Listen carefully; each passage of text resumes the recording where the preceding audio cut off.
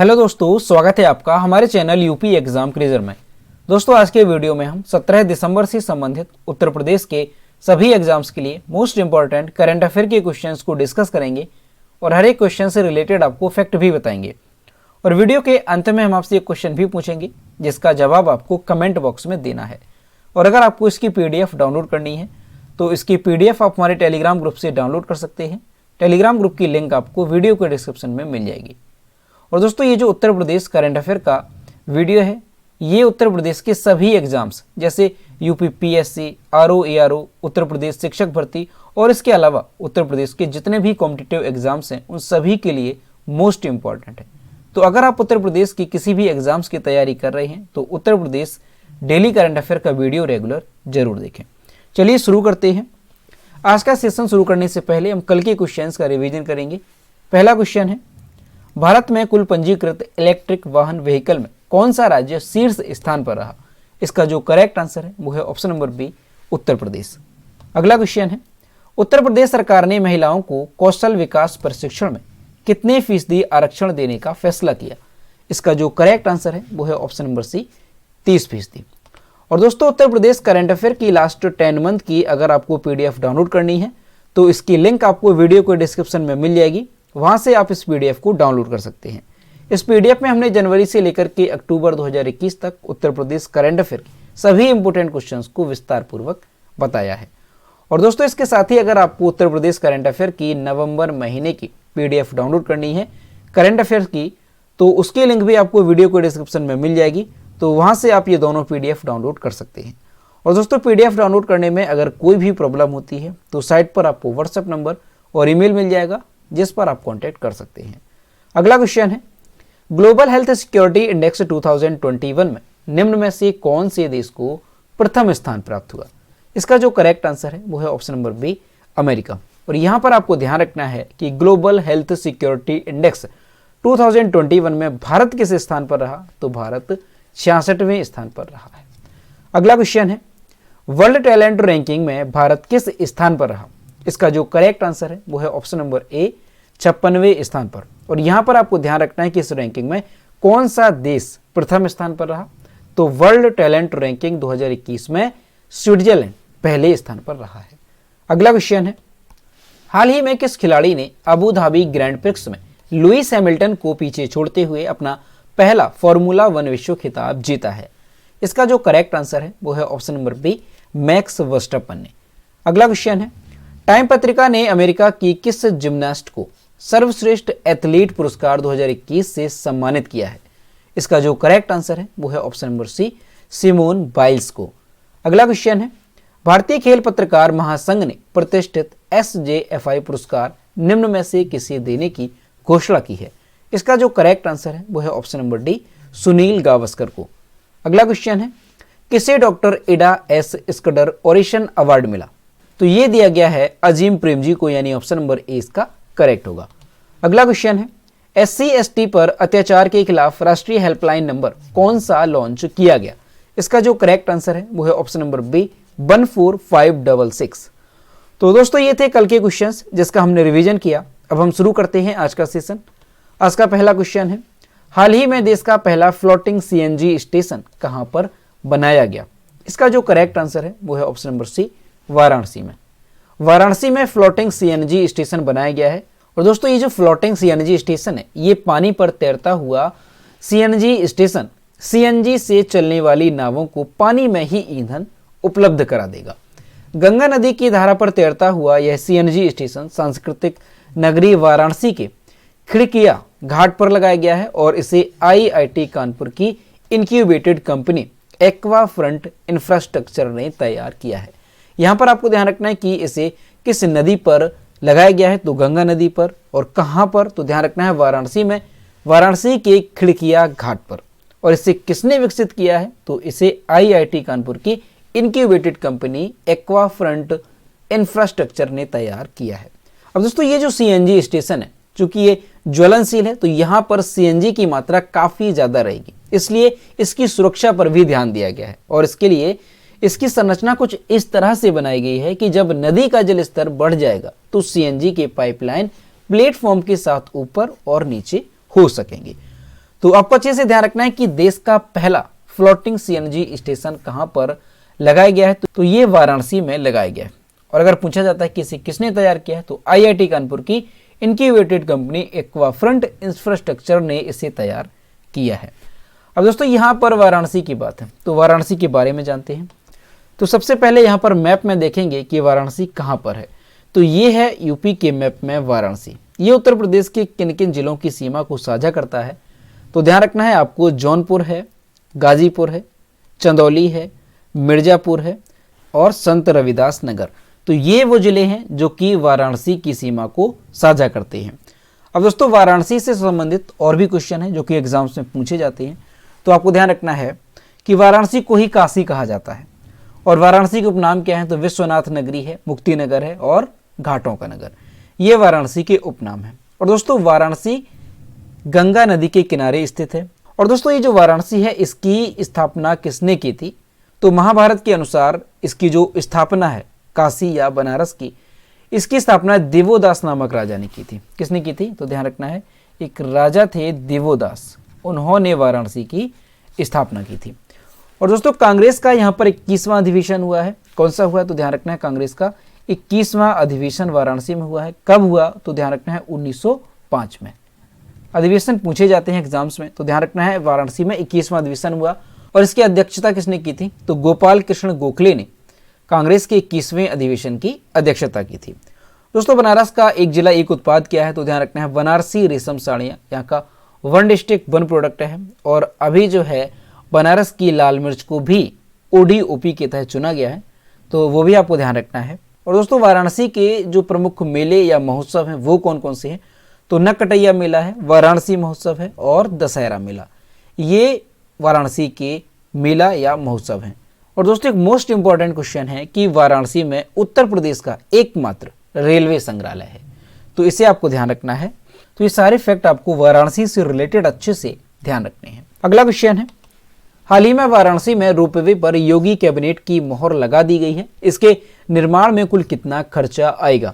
इसका जो correct answer है वो है ऑप्शन नंबर डी, 410 करोड़। और दोस्तों यहाँ पर जो आप इमेज देख रहे हैं यही होती है रोपवे परियोजना। वाराणसी में पीपीपी मॉडल पर रोपवे का निर्माण कराया जाएगा। इसके निर्माण पर 410 करोड़ रुपए खर्चा आएगा। इसमें 20% वॉयबिलिटी गैप फंडिंग केंद्र और 20% राज्य सरकार द्वारा वहन किया जाएगा। शेष जो 60% होगा वो कंसेशनियर यानी प्राइवेट पार्टनर द्वारा खर्च किया जाएगा। केंद्र सरकार ने अपनी हिस्सेदारी देने के लिए अनुमति दे दी है। कैंट स्टेशन से गिरजाघर क्रॉसिंग तक 3.65 किलोमीटर रोपवे चलेगी और इसमें 4 स्टेशन होंगे। इसमें रोजाना 80,000 यात्री चलेंगे। तो दोस्तों आपको अच्छे से ध्यान रखना है कि वाराणसी में जो रोपवे सेवा शुरू की जा रही है तो उसके लिए जो खर्चा आएगा वो कितना आएगा, तो 410 करोड़ रुपए का यहाँ पर खर्चा आएगा, जिसमें जो 20% होगा वो वॉयबिलिटी गैप फंडिंग केंद्र की तरफ से और 20% राज्य सरकार के द्वारा वहन किया जाएगा। और दोस्तों यहाँ पर जो वर्ड है वॉयबिलिटी गैप फंडिंग, इसका मतलब क्या होता है, यानी कि व्यवहार्यता अंतर वित्त पोषण। और इसके अलावा जो 60% होगा वो प्राइवेट पार्टनर द्वारा खर्च किया जाएगा। अगला क्वेश्चन है, उत्तर प्रदेश सरकार ने यूपी के जरूरतमंद गरीबी की रेखा से नीचे जीवन यापन करने वाले किसानों, वृद्धजनों, विधवाओं और दिव्यांगजनों की पेंशन राशि बढ़ाकर कितने रुपए प्रति माह कर दी है। इसका जो करेक्ट आंसर है वो है ऑप्शन नंबर ए, 1000 रुपए। उत्तर प्रदेश सरकार ने यूपी के जरूरतमंद गरीबी की रेखा से नीचे जीवन यापन करने वाले किसानों, वृद्धजनों, विधवाओं और दिव्यांगजनों की पेंशन राशि बढ़ा दी है। अब इन लाभार्थियों को 500 रुपए, यानी अभी तक इन्हें 500 रुपए दिए जाते थे प्रति माह, तो अब इनका जो है ये बढ़ा दिया गया है और 1000 रुपए प्रति माह इन्हें मासिक पेंशन दी जाएगी। यह बढ़ी हुई पेंशन 1 दिसंबर 2021 से लागू होगी।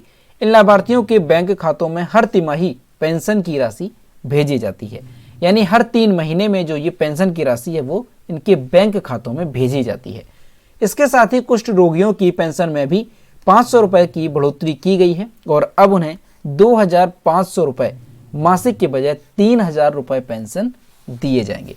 तो दोस्तों आपको अच्छे से ध्यान रखना है कि उत्तर प्रदेश सरकार ने जो गरीबी रेखा से नीचे जीवन यापन करने वाले किसान हैं, वृद्धजन हैं, विधवा हैं या फिर दिव्यांगजन, तो उनकी पेंशन में बढ़ोतरी की है और अब इन्हें जो है पेंशन के रूप में प्रति माह कितनी राशि दी जाएगी, तो आपको ध्यान रखना है 1,000 रुपये।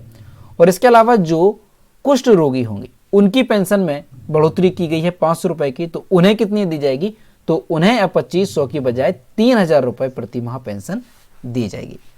अगला क्वेश्चन है, हाल ही में चीफ ऑफ स्टाफ कमेटी के चेयरमैन का पदभार निम्न में से किसने संभाला है? इसका जो करेक्ट आंसर है वो है option number B, General MM Naravane. और यहाँ पर आप इमेज में देख सकते हैं, ये है भारत के थल सेना अध्यक्ष जनरल MM नरवणे, जिन्हें चीफ ऑफ स्टाफ कमेटी के चेयरमैन का पदभार दिया गया है। थल सेना प्रमुख जनरल MM नरवणे ने हाल ही में चीफ ऑफ स्टाफ कमेटी के चेयरमैन का पदभार संभाल लिया है, क्योंकि दोस्तों जो CDS जनरल बिपिन रावत थे उनका अभी हाल ही में हेलीकॉप्टर की क्रैश होने से निधन हो गया और तब से ये जो पद है वो खाली हो गया था। CDS पद के गठन से पहले आमतौर पर तीनों सेनाओं के प्रमुखों में से सबसे वरिष्ठ को चीफ ऑफ स्टाफ कमेटी के अध्यक्ष का पदभार सौंपा जाता था।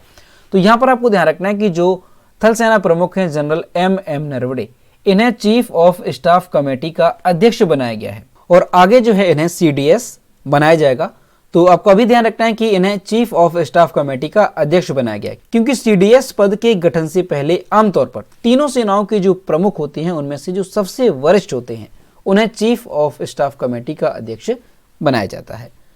अगला क्वेश्चन है, केंद्रीय मंत्रिमंडल ने विवाह के लिए महिलाओं की उम्र 18 वर्ष से बढ़ाकर निम्न में से कितने वर्ष रखने के प्रस्ताव को मंजूरी दे दी है? इसका जो करेक्ट आंसर है वो है ऑप्शन नंबर सी, 21 वर्ष। केंद्रीय मंत्रिमंडल ने हाल ही में महिलाओं के लिए विवाह की कानूनी उम्र 18 वर्ष से बढ़ाकर के 21 साल करने के प्रस्ताव को मंजूरी दे दी। इस कदम से महिलाओं के विवाह की कानूनी उम्र पुरुषों की समान यानी 21 वर्ष हो जाएगी। वर्तमान में हिंदू, सिखों, जैन और बौद्ध के लिए हिंदू विवाह अधिनियम के तहत महिलाओं की न्यूनतम आयु 18 वर्ष और पुरुषों के लिए 21 वर्ष निर्धारित है। तो यहाँ पर दोस्तों ये क्वेश्चन मोस्ट इंपॉर्टेंट है, आपको अच्छे से ध्यान रखना है कि जो महिलाओं की विवाह की न्यूनतम उम्र है, अभी तक जो है भारत में 18 वर्ष हुआ करती थी, लेकिन अब इसे जो है बढ़ा दिया गया है और अब इसे जो कितना कर दिया गया है तो 21 साल महिलाओं की उम्र कर दी गई है और पुरुषों की उम्र भी कितनी है, तो 21 साल पुरुषों की भी उम्र है, यानी दोनों की उम्र बराबर कर दी गई है। अगला क्वेश्चन है, निम्न में से कौन सा एयरपोर्ट जल्द ही देश का 4 रनवे वाला पहला एयरपोर्ट बन जाएगा? इसका जो करेक्ट आंसर है वो है option number A, Indira Gandhi अंतर्राष्ट्रीय एयरपोर्ट। इंदिरा गांधी अंतर्राष्ट्रीय एयरपोर्ट जल्द ही 4 रनवे वाला देश का पहला हवाई अड्डा बन जाएगा। हवाई अड्डे के दक्षिणी एयरफील्ड पर जो रनवे है 11/29, तो उसके समांतर एक नया 4.4 किलोमीटर लंबा रनवे तैयार किया जा रहा है। एयरपोर्ट संचालित करने वाली company Delhi international airport limited ने टर्मिनल 1 के स्मार्ट एप्रन शुरू करने के मौके पर यह जानकारी साझा की है। तो दोस्तों आपको ध्यान रखना है कि देश का पहला हवाई अड्डा कौन सा बन जाएगा 4 रनवे वाला, तो ध्यान रखना है इंदिरा गांधी अंतर्राष्ट्रीय हवाई अड्डा। और ये जो इंदिरा गांधी अंतर्राष्ट्रीय हवाई अड्डा ये कहां पर है, तो ये दिल्ली में स्थित है। अगला क्वेश्चन है, हाल ही में किस राज्य में 5 ड्रोन स्कूल खोले जाने की घोषणा की गई? इसका जो करेक्ट आंसर है वो है option number B, Madhya Pradesh में। मध्य प्रदेश में 5 ड्रोन स्कूल खोले जाएंगे। केंद्रीय नागरिक उड्डयन मंत्री ज्योतिरादित्य सिंधिया ने यह घोषणा की। ग्वालियर ड्रोन मेले के उद्घाटन के मौके पर सिंधिया ने बताया कि ग्वालियर, इंदौर, भोपाल, जबलपुर और सतना में ड्रोन स्कूल खोले जाएंगे। नागरिक उड्डयन मंत्रालय, मध्य प्रदेश सरकार और फिक्की ने संयुक्त रूप से इस मेले का आयोजन किया। ये स्कूल नागरिक उड्डयन मंत्रालय संचालित करेगा। मध्य प्रदेश में स्टूडेंट ड्रोन टेक्नोलॉजी के एक्सपर्ट हो जाएंगे। वे न केवल ड्रोन उड़ाना सीखेंगे बल्कि उसकी टेक्नोलॉजी को भी समझेंगे। तो दोस्तों ये क्वेश्चन भी मोस्ट इंपॉर्टेंट है, आपको अच्छे से ध्यान रखना है कि मध्य प्रदेश में 5 ड्रोन स्कूल खोले जाएंगे और ये जो ड्रोन स्कूल होंगे यहाँ पर जो स्टूडेंट होंगे वो ड्रोन टेक्नोलॉजी के एक्सपर्ट हो जाएंगे और इसके साथ ही वो ड्रोन उड़ाना सीखेंगे और इसके अलावा वो उसकी टेक्नोलॉजी को भी समझ सकेंगे। अब दोस्तों यहाँ पर आपको ध्यान रखना है मध्य प्रदेश में जो 5 ड्रोन स्कूल खोले जाएंगे तो वो कहाँ पर खोले जाएंगे, तो ध्यान रखना है ग्वालियर, इंदौर, भोपाल, जबलपुर और सतना, यहाँ पर ये 5 ड्रोन स्कूल खोले जाएंगे। और दोस्तों इसकी जो घोषणा है वो कब की गई, तो ग्वालियर ड्रोन मेले के उद्घाटन के मौके पर इसकी घोषणा की गई। अब दोस्तों यहाँ पर मध्य प्रदेश की बात है तो ये है मैप में मध्य प्रदेश। मध्य प्रदेश की कैपिटल है भोपाल। मध्य प्रदेश के चीफ मिनिस्टर हैं शिवराज सिंह चौहान और मध्य प्रदेश के गवर्नर हैं मंगूभाई छगनभाई पटेल। और मध्य प्रदेश में लोकसभा सीटों की संख्या कितनी है? तो ध्यान रखना है 29 यहाँ पर लोकसभा सीटों की संख्या है और 11 यहाँ पर राज्यसभा सीटों की संख्या है। अगला क्वेश्चन है, भारत में विजय दिवस प्रतिवर्ष निम्न में से किस दिन मनाया जाता है? इसका जो करेक्ट आंसर है वो है ऑप्शन नंबर सी, 16 दिसंबर को। भारत में 16 दिसंबर को प्रतिवर्ष विजय दिवस के रूप में मनाया जाता है। यह 1971 के युद्ध में भारत की विजय का प्रतीक है। दोस्तों 1971 में भारत और पाकिस्तान के बीच युद्ध लड़ा गया था और इस युद्ध की शुरुआत 3 दिसंबर 1971 को हुई थी। भारतीय फौज ने 1971 में 16 दिसंबर के दिन पाकिस्तानी फौज को बुरी तरह से हरा दिया था और इस युद्ध के दौरान 93,000 पाकिस्तानी सेना के जवानों ने आत्मसमर्पण किया था। तो 16 दिसंबर को पाकिस्तानी फौज को हराया था, तो इसी वजह से 16 दिसंबर को जो है हर साल विजय दिवस मनाया जाता है। तो आपको ध्यान रखना है कि ये 1971 के युद्ध में भारत की विजय का प्रतीक है। अब दोस्तों यहाँ पर ये इंपॉर्टेंट डे वाला क्वेश्चन था, तो दिसंबर महीने के सभी इंपॉर्टेंट डे हम एक बार रिवाइज करते हैं। तो ध्यान रखना है 1 दिसंबर को मनाया जाता है विश्व एड्स दिवस। 2 दिसंबर को मनाया जाता है दास्ता के उन्मूलन के लिए अंतर्राष्ट्रीय दिवस और विश्व कंप्यूटर साक्षरता दिवस। 3 दिसंबर को दिव्यांग दिवस और 4 दिसंबर को भारतीय नौसेना दिवस। 5 दिसंबर को अंतर्राष्ट्रीय स्वयंसेवी दिवस और विश्व मृदा दिवस, दोनों ध्यान रखने हैं। 6 दिसंबर को BR अम्बेडकर की पुण्यतिथि यानी महापरिनिर्वाण दिवस के रूप में मनाया जाता है। और 7 दिसंबर को मनाया जाता है सशस्त्र सेना झंडा दिवस और इसके अलावा अंतर्राष्ट्रीय नागरिक उड्डयन दिवस, दोनों ध्यान रखने हैं। 9 दिसंबर को मनाया जाता है अंतर्राष्ट्रीय भ्रष्टाचार विरोधी दिवस और 10 दिसंबर को मनाया जाता है मानवाधिकार दिवस, अंतर्राष्ट्रीय पशु अधिकार दिवस। 11 दिसंबर को मनाया जाता है अंतर्राष्ट्रीय पर्वत दिवस और यूनिसेफ डे, यूनिसेफ दिवस भी मनाया जाता है। और 14 दिसंबर को मनाया जाता है राष्ट्रीय ऊर्जा संरक्षण दिवस और 16 दिसंबर को मनाया जाता है क्या? विजय दिवस। तो ये दिसंबर महीने के इंपॉर्टेंट डे थे, सभी आपको अच्छे से ध्यान रखने हैं। अगला क्वेश्चन है, सार्वजनिक क्षेत्र की बिजली कंपनी एनटीपीसी ने किस राज्य के सिमहाद्री में एकल ईंधन सेल आधारित हरित हाइड्रोजन माइक्रो ग्रिड परियोजना शुरू की है? तो ये शुरू की गई है कहां पर? आंध्र प्रदेश में, यानी ऑप्शन नंबर ए इसका करेक्ट होगा। सार्वजनिक क्षेत्र की बिजली कंपनी एनटीपीसी ने आंध्र प्रदेश के सिमहाद्री में एकल ईंधन सेल आधारित हरित हाइड्रोजन माइक्रो ग्रिड परियोजना की शुरुआत की है। बयान में कहा गया है कि भारत की पहली और दुनिया की सबसे बड़ी हरित हाइड्रोजन आधारित ऊर्जा भंडारण परियोजना में से एक होगी। इस अनूठी परियोजना की रूपरेखा एनटीपीसी ने तैयार की है। यह भारत के लिए एक विशिष्ट परियोजना है और लद्दाख तथा जम्मू कश्मीर जैसे देश के दूर दराज क्षेत्रों को भी कार्बन उत्सर्जन से मुक्त करने में मददगार होगी। तो दोस्तों ये क्वेश्चन मोस्ट इंपॉर्टेंट है, आपको अच्छे से ध्यान रखना है कि जो सार्वजनिक क्षेत्र की बिजली कंपनी है एनटीपीसी, कौन सी? एनटीपीसी। तो ये जो है आंध्र प्रदेश के सिमहाद्री में एकल ईंधन सेल आधारित हरित हाइड्रोजन माइक्रो ग्रिड परियोजना शुरू की है और ये भारत की पहली ऐसी परियोजना है और दुनिया की ये सबसे बड़ी हरित हाइड्रोजन आधारित ऊर्जा भंडारण परियोजनाओं में से एक है। तो यहाँ पर आपको ये ध्यान रखना है कि जो एकल ईंधन सेल आधारित हरित हाइड्रोजन माइक्रो ग्रिड परियोजना है, इसकी शुरुआत कहां पर की गई? तो आंध्र प्रदेश में इसकी शुरुआत की गई। और इसकी जो शुरुआत है वो किसने की है? तो ध्यान रखना है एनटीपीसी ने इसकी शुरुआत की है। अब दोस्तों यहां पर आंध्र प्रदेश की बात है तो ये है मैप में आंध्र प्रदेश। आंध्र प्रदेश की कैपिटल है अमरावती। आंध्र प्रदेश के चीफ मिनिस्टर हैं YS जगनमोहन रेड्डी और आंध्र प्रदेश के गवर्नर हैं विश्वभूषण हरिचंदन। और आंध्र प्रदेश में लोकसभा सीटों की संख्या कितनी है? तो ध्यान रखना है 25 यहाँ पर लोकसभा सीटों की संख्या है और 11 यहाँ पर राज्यसभा सीटों की संख्या है।